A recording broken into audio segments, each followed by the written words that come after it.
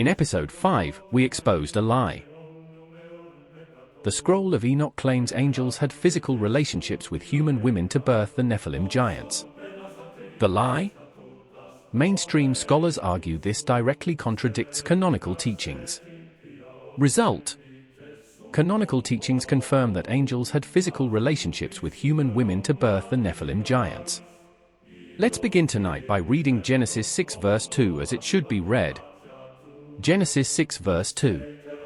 And the sons of God saw the daughters of men that they were fair, and they took them women of all which they chose. Now we have established an accurate, scholarly translation. Let us continue.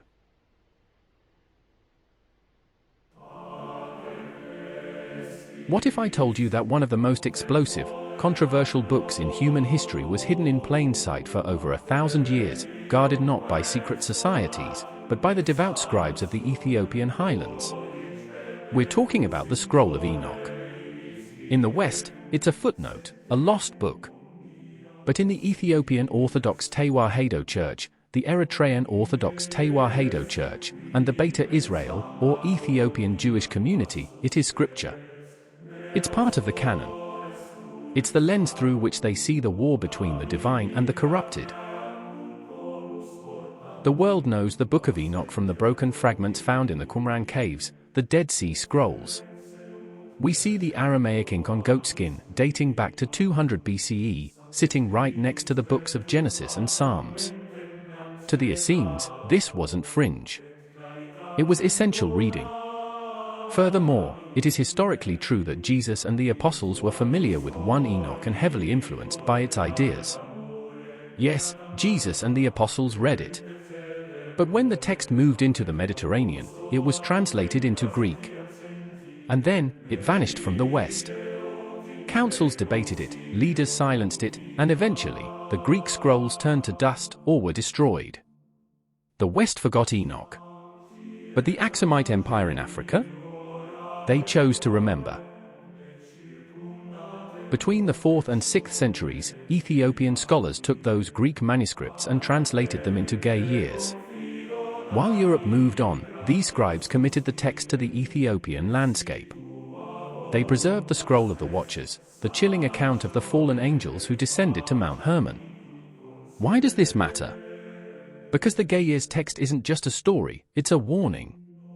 It details how these watchers gave humanity forbidden technology, weapons of war, the art of cosmetics for vanity, and the dark secrets of sorcery.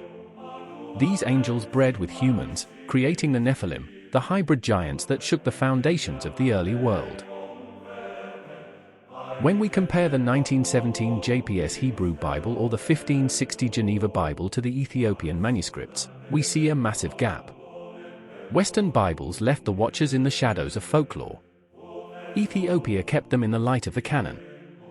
They recognized that if you remove the story of the watchers, you lose the context for why the world was so broken that it required a flood to wash the slate clean. James Bruce brought the scrolls back to Europe in 1773, and the academic world was stunned. A complete, pristine text that the West had discarded, preserved in the mountains of Ethiopia for over a millennium. The question isn't why the scroll was lost, it's why they were so eager to let it go. The complete Gay Years text of Enoch serves as our core witness. Aramaic fragments from Qumran, Dead Sea Scrolls, and Greek, Koine versions, like the Achaemenid Codex, verify its antiquity. Meanwhile, Latin and Vatican fragments provide textual nuance. The Scroll of Enoch is not a single document but a collection of 5 sections, with the Scroll of the Watchers, chapters 1 to 36, forming the earliest written segment. Scholars generally date the composition of this section to between the 3rd and 1st centuries BCE, with Aramaic fragments found among the Dead Sea Scrolls providing crucial verification of its ancient origins. While the Gay Years manuscript is the most complete witness, the earlier Aramaic and Greek versions remain essential for understanding the text's development and its influence on early Jewish and Christian theology. The text names 20 prominent leaders of the rebellious sons of God. The B'nai Elohim, led by figures like Shemhaza and Azazel. A cohort of 200 immortal beings descended to Mount Hermon. There, they swore a binding oath of mutual destruction. They took mortal wives and revealed forbidden, cosmic secrets. Azazel, for instance, taught humans metallurgy, weapons and armor, and the use of cosmetics, introducing the arts of deceit. The narrative of the Watchers, the angels dispatched to Earth to watch over humans, is a central theme of the text, describing their descent to Mount Hermon and their subsequent betrayal of their divine mission.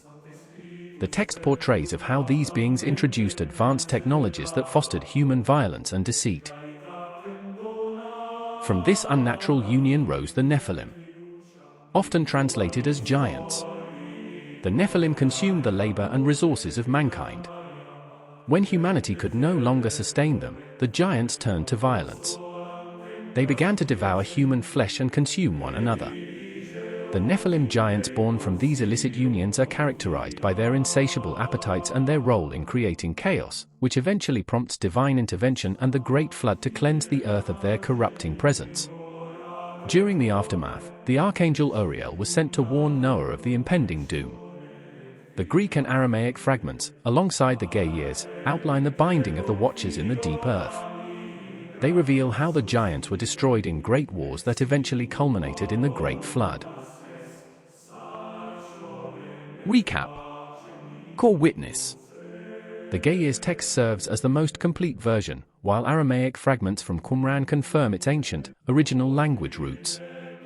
Forbidden arts.